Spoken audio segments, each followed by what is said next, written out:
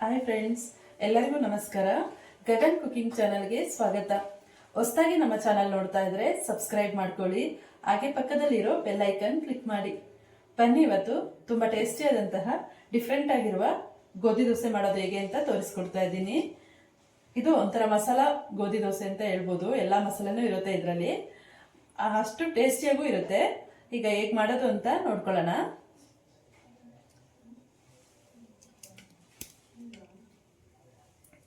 ನಾನಿಲ್ಲಿ ಸ್ಟವ್ ಹಚ್ಬಿಟ್ಟು ಬಾಣಲೆ ಕಾಯಕ್ಕೆ ಇಟ್ಕೊಂಡಿದ್ದೀನಿ. ಇದಕ್ಕೆ ನಾನಿಲ್ಲಿ ಒಂದು 3 ಸ್ಪೂನ್ ಆಗಷ್ಟು ಎಣ್ಣೆ ಹಾಕೊಳ್ತಾ ಇದ್ದೀನಿ.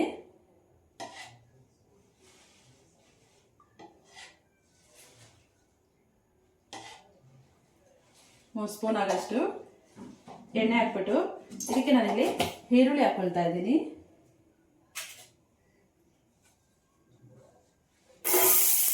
ಈರುಳ್ಳಿನ ಫ್ರೈ ಮಾಡ್ಕೊಳ್ಬೇಕು, ಕೆಂಪಗಾಗೋವರೆಗೂ ಫ್ರೈ ಮಾಡ್ಕೊಳ್ಬೇಕು.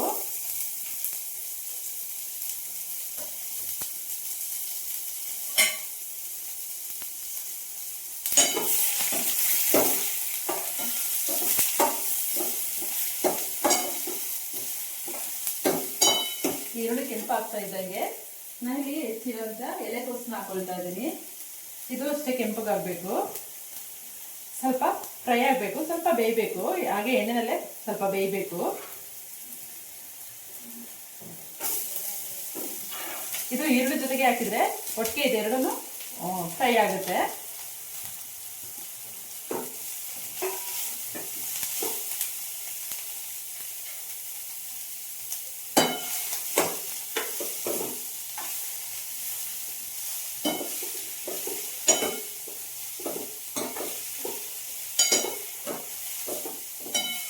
ಹೀಗೆ ಚೆನ್ನಾಗಿ ಫ್ರೈ ಮಾಡ್ಕೊಳ್ಳೋಣ.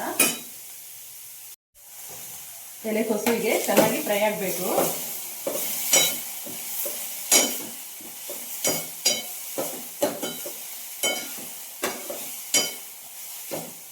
ಸ್ವಲ್ಪ ಮೆತ್ತಗಾದ್ರೆ ಸಾಕು.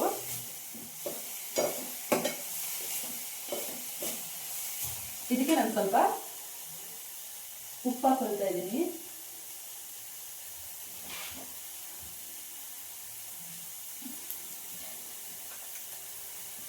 ಉಪ್ಪು ಹಾಕೊಂಡ್ರೆ ಬೇಗ ಇದು ಬೇಯುತ್ತೆ. ಇದು ಎಲೆಕೋಸೆಲ್ಲ ನೋಡಿ, ಇಷ್ಟು ಉಪ್ಪು ಹಾಕೊಳ್ತಾ ಇದ್ದೀನಿ. ದೋಸೆ ಹಿಟ್ಟಿಗೆ ಎಷ್ಟು ಬೇಕೋ ಅಷ್ಟು ಉಪ್ಪು ಹಾಕೊಳ್ತಾ ಇದ್ದೀನಿ ಇದಕ್ಕೆ.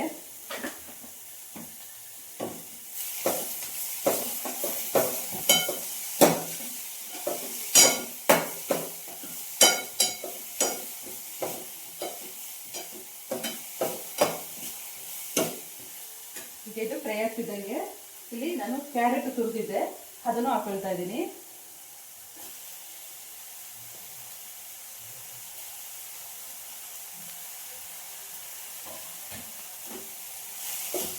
ಇದಕ್ಕೆ ಇನ್ನು ಒಂದು ಸ್ವಲ್ಪ ಸಬ್ಸಿಗೆ ಸೊಪ್ಪನ್ನು ಆ್ಯಡ್ ಮಾಡ್ಬೋದು. ನಾನು ಅದಿಲ್ಲ, ಬರೀ ಕೊತ್ತಂಬರಿ ಸೊಪ್ಪು ಮತ್ತು ಪುದೀನನ್ನು ಸಣ್ಣ ಕಟ್ ಮಾಡಿಬಿಟ್ಟು ಹಾಕೊಳ್ತಾ ಇದ್ದೀನಿ.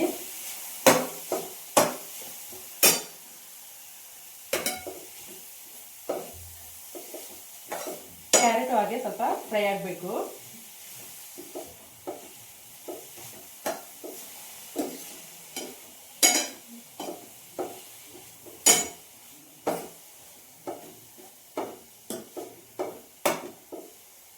ಈ ರೀತಿ ಮಾಡ್ಕೊಡೋದ್ರಿಂದ ಮಕ್ಕಳು ಸಹ ಇಷ್ಟಪಟ್ಟು ತಿಂತಾರೆ.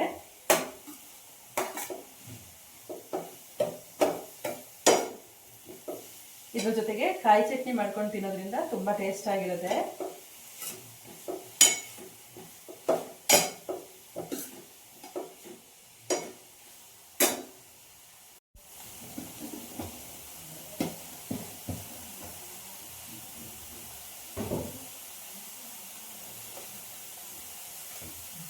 ಇದಕ್ಕೆ ನಾನಿಲ್ಲಿ ಸ್ವಲ್ಪ ಅರಿಶಿನ ಪುಡಿ ಹಾಕೊಳ್ತಾ ಇದ್ದೀನಿ.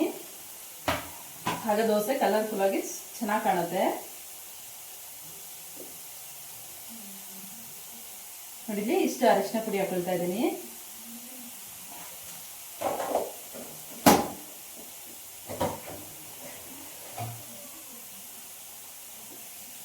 ಅರಿಶಿನ ಪುಡಿ ಹಾಕಿದ್ಮೇಲಿಂದ ಒಂದ್ಸಲ ಹೀಗೆ ಮಿಕ್ಸ್ ಮಾಡ್ಕೊಳ್ಬೇಕು.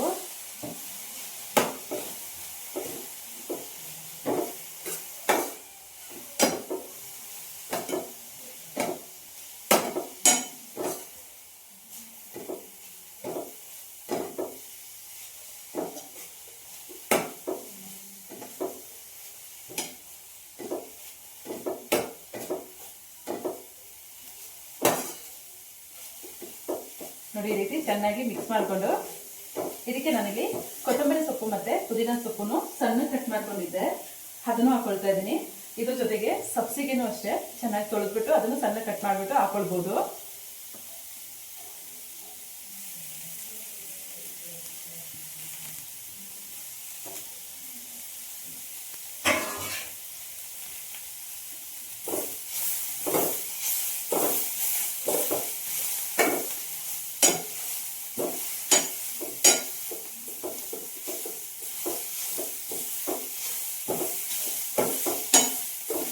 ಈಗ ಇದು ಸ್ವಲ್ಪ ಚೆನ್ನಾಗಿ ಫ್ರೈ ಆಗ್ತಾ ಇದೆ.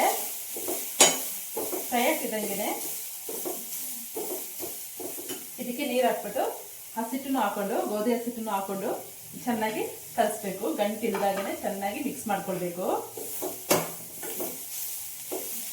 ಈಗ ಇದು ಚೆನ್ನಾಗಿ ಫ್ರೈ ಆಗಿದೆ. ಈಗ ನಾನಿಲ್ಲಿ ಸ್ಟವ್ ಆಫ್ ಮಾಡ್ಕೊಳ್ತಾ ಇದ್ದೀನಿ. ಈಗ ಇದು ಚೆನ್ನಾಗಿ ಫ್ರೈ ಆಗಿದೆ. ನಾನಿಲ್ಲಿ ಸ್ಟವ್ ಆಫ್ ಮಾಡ್ಕೊಳ್ತಾ ಇದ್ದೀನಿ.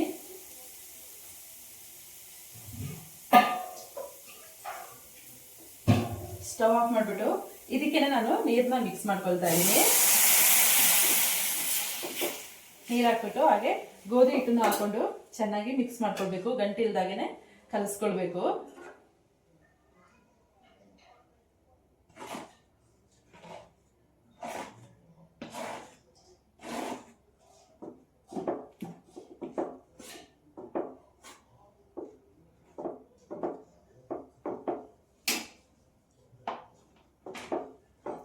ಚೆನ್ನಾಗಿ ಮಿಕ್ಸ್ ಮಾಡ್ಕೊಳ್ತಾ ಇದ್ದೀನಿ.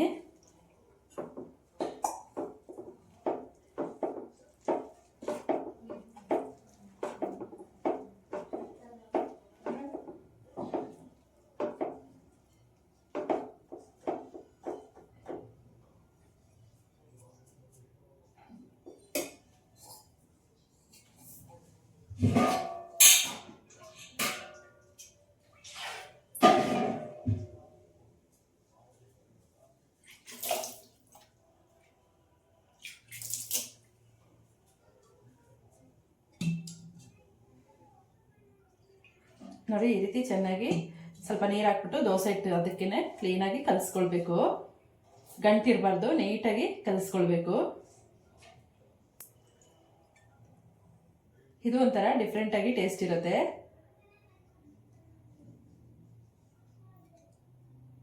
ಇದು ಲಂಚ್ ಬಾಕ್ಸ್ಗೂ ಈ ರೀತಿ ಮಾಡ್ಕೊಳ್ಬೋದು.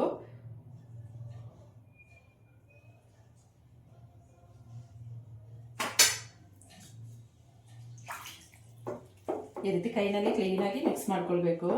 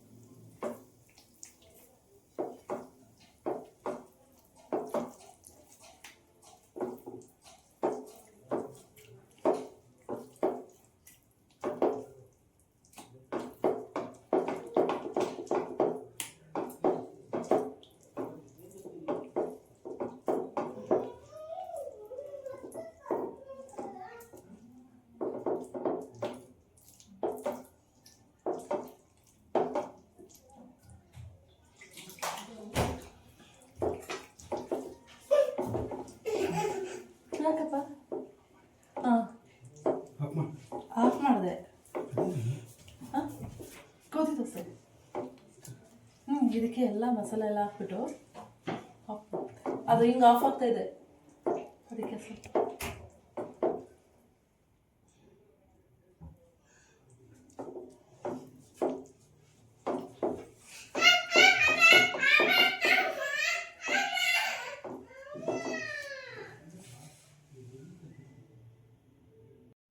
ನೋಡಿ.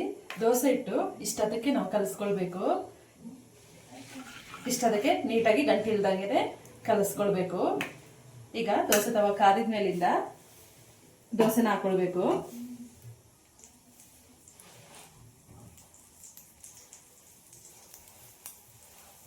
ಈಗ ಕಾಯ್ತಾ ಇದೆ ಕಲ್ಲು.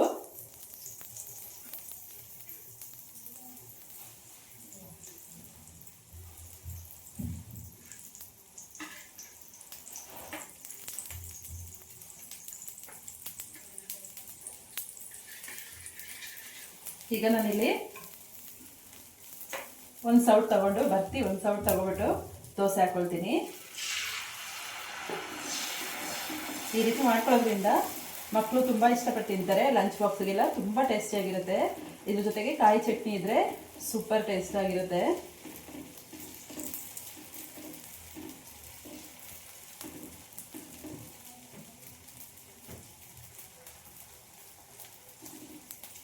ಇದಕ್ಕೆ ನಾವು ಸುತ್ತ ಎಣ್ಣೆ ಹಾಕೊಳ್ಬೇಕು.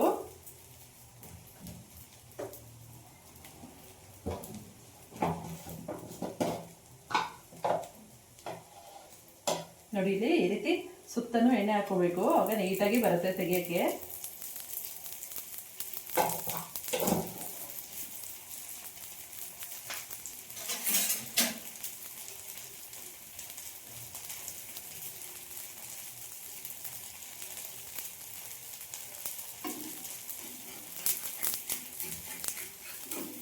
ಚೆನ್ನಾಗಿ ಈ ರೀತಿ ಬೇಯಕ್ಕೆ ಬಿಡಬೇಕು. ಇದು ಚಪಾತಿಗಿಂತನೂ ಟೇಸ್ಟ್ ಬರುತ್ತೆ. ಈ ರೀತಿ ಮಸಾಲೆ ಎಲ್ಲ ಹಾಕಿ ಮಾಡೋದ್ರಿಂದ ತುಂಬ ಟೇಸ್ಟ್ ಬರುತ್ತೆ. ಅಷ್ಟೇ ಈಸಿಯಾಗಿರುತ್ತೆ. ಸುಮ್ಮನೆ ಹಸಿ ಕಲಿಸ್ಬಿಟ್ಟು ಹೀಗೆ ದೋಸೆ ಥರ ಉಯ್ದ್ರೆ ಆಯಿತು, ಈಸಿ ಆಗುತ್ತೆ.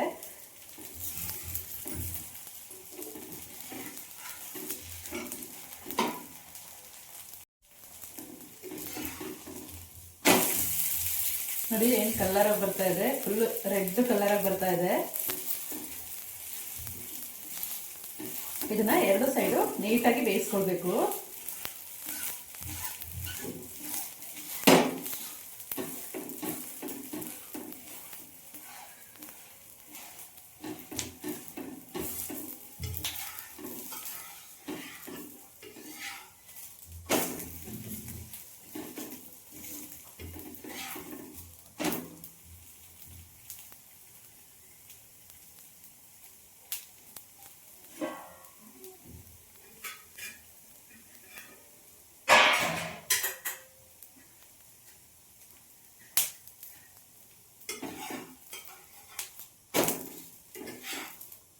ನೋಡಿ ತುಂಬ ಟೇಸ್ಟಿಯಾಗಿರೋ ಗೋಧಿ ದೋಸೆ ರೆಡಿಯಾಗಿದೆ. ಈ ರೀತಿ ಇನ್ನೂ ಬೇಕಾದರೆ ತೆಳ್ಳಗೆ ಹಾಕೊಳ್ಬೋದು. ತೆಳ್ಳಗೆ ಬೇಕಂದ್ರೆ ಸ್ವಲ್ಪ ನೀರನ್ನು ಹಾಕೋಬೇಕು.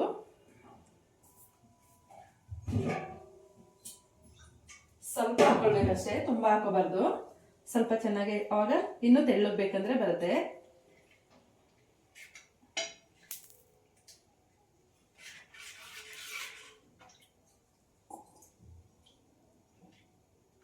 ಆಗ ದೋಸೆನೂ ತೆಳುಗೆ ಬರುತ್ತೆ. ಸ್ವಲ್ಪ ನೀರು ಹಾಕೋದ್ರಿಂದ ಮೀಡಿಯಂ ಈ ರೀತಿ ಇಷ್ಟು ಗಟ್ಟಿ ಇದ್ರೆ ಸಾಕು. ತುಂಬ ತೆಳ್ಳಗಾದ್ರೆ ದೋಸೆ ಚೆನ್ನಾಗಿ ಬರಲ್ಲ. ನೋಡಿ ಇಷ್ಟು ಗಟ್ಟಿ ಇರಬೇಕು.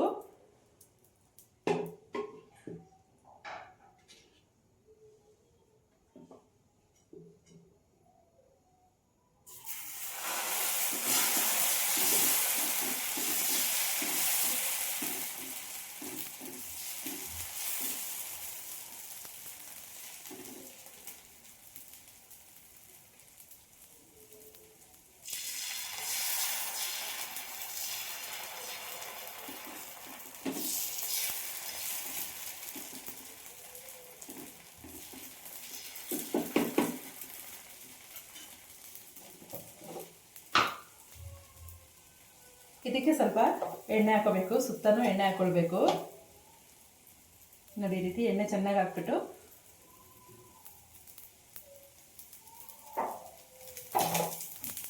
ಚಪಾತಿ ಆದರೆ ಒತ್ತುತ್ತಾ ಇರಬೇಕು. ಇದು ಆ ಥರ ಅಲ್ಲ, ಸುಮ್ಮನೆ ಹಸಿಟ್ಟು ಕಲಿಸ್ಬಿಟ್ಟು ಒಯ್ದ್ರೆ ಸಾಕು.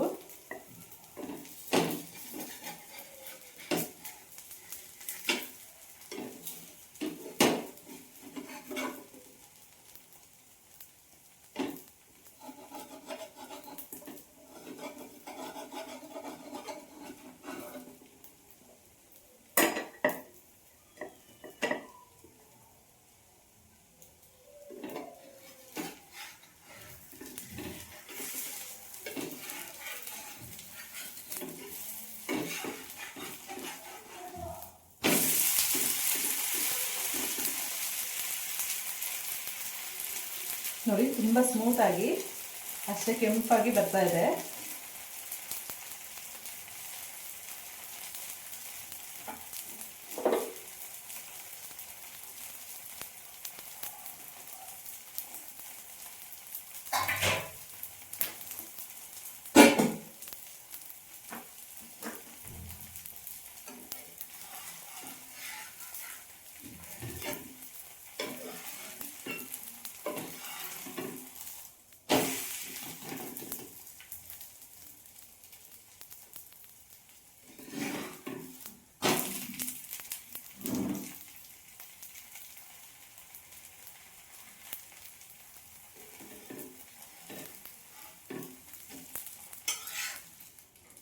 ನೋಡಿ ಇಲ್ಲಿ ತುಂಬ ಚೆನ್ನಾಗಿ ಬರ್ತಾ ಇದೆ.